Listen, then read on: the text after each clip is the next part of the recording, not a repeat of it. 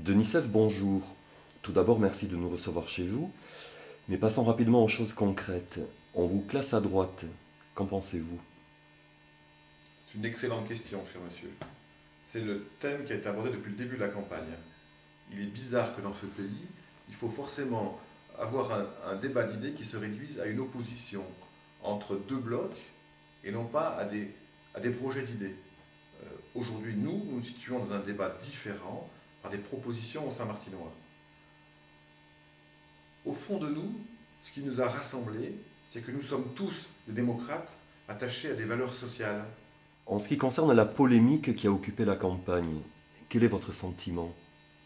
J'ai le sentiment que c'est une polémique qui a été savamment orchestrée et qu'elle a permis d'éviter une confrontation de programmes et d'idées. Aujourd'hui, cette polémique évite de parler du bilan. Et à votre avis, à qui profite cette polémique? Pensez-vous une seule seconde que nous l'aurions orchestrée alors qu'elle pouvait que se retourner contre nous? Interrogez-vous. Quels sont les axes forts de votre programme? Depuis les dernières élections de 2001, nous avons créé une association, Demain Saint-Martin.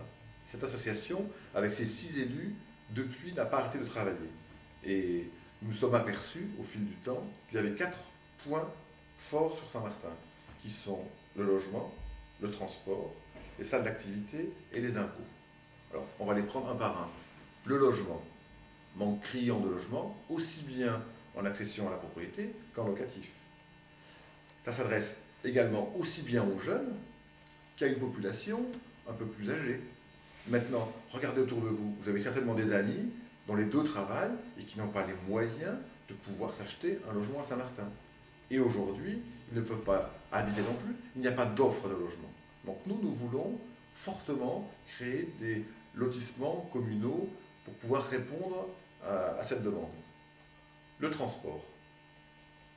Je pense que vous avez un véhicule, vous vous rendez sur le BAB, matin, midi et soir. Je dis bien matin, midi et soir.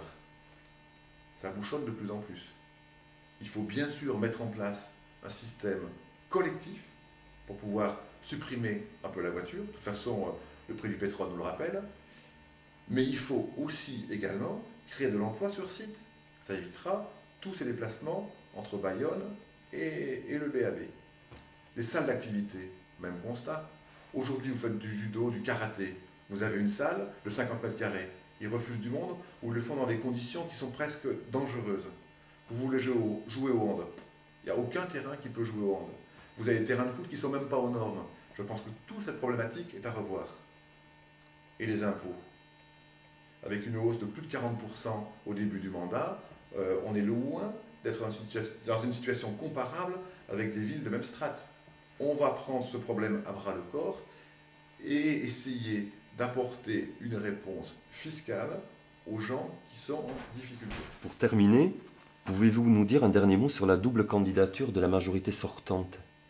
D'abord, il faut que je vous dise que la seule opposition, la seule véritable opposition au sein du conseil municipal, ça a été la liste Demain Saint-Martin, le groupe Demain Saint-Martin. Mais une opposition constructive. Chaque fois que l'intérêt de Saint-Martinois était en jeu, nous avons répondu favorablement. Maintenant, pour en revenir à votre question, j'ai le sentiment que cette double candidature risque d'aboutir à la réélection de Christine Nardi. N'oublions pas quand même que 64% des électeurs ont exprimé un rejet de la politique conduite par Christine Nardi. Et il me semble qu'un bulletin de vote apporté à Martine en tabac est une voix supplémentaire à Christine Nardi. Le seul vote utile, c'est le vote Demain Saint-Martin. Bien, écoutez, Denisève, je vous remercie. Je vous remercie également.